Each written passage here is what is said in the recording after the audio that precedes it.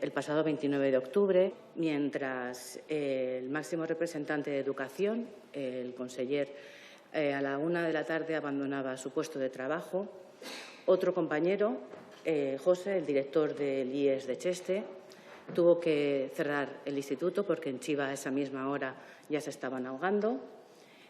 José sí que tomó todas las precauciones, desalojó el centro, se preocupó de que todos sus alumnos y el profesorado se fuera a su casa, pero él, cuando cogió el coche, perdió la vida.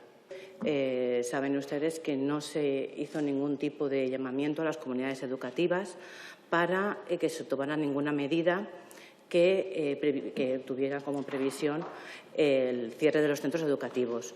Estuvieron afectados 115 centros educativos, casi 50.000 estudiantes, pero ¿cuántos dispositivos se pusieron al servicio de las comunidades educativas para la limpieza y la recuperación de los centros? Ninguno.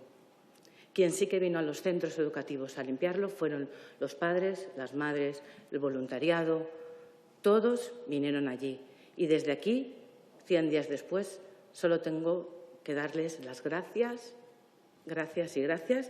a esas personas que vinieron a ayudarnos. Tampoco me puedo olvidar hoy de centros como el nuestro, que a día de hoy permanecen cerrados. Las consecuencias académicas que va a tener este alumnado, nefastas. Como, por ejemplo, en mi centro de formación de personas adultas, Aldaya, que, por curiosidad, ayer buscando los informes, ni siquiera estábamos en los centros afectados. Y de las 4 paredes del centro quedan 3. Y nuestros alumnos a día de hoy no están reubicados.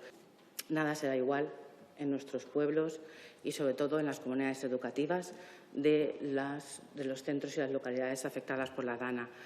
Los sentimientos de impotencia que sentimos el profesorado y las comunidades educativas siguen estando presentes, como heridas abiertas y sangrantes que nos echan sal cuando no tenemos ningún tipo de información, ningún tipo de objetivo a corto y medio plazo. Pero, como comentaban al inicio de la sesión de hoy, los valencianos y valencianas tenemos un instinto de saber siempre renacer, y la mala gestión de la DANA no puede ni debe arrebatar a nuestro alumnado su futuro ni el derecho de la educación, y mucho menos el de cumplir sus sueños. Gracias.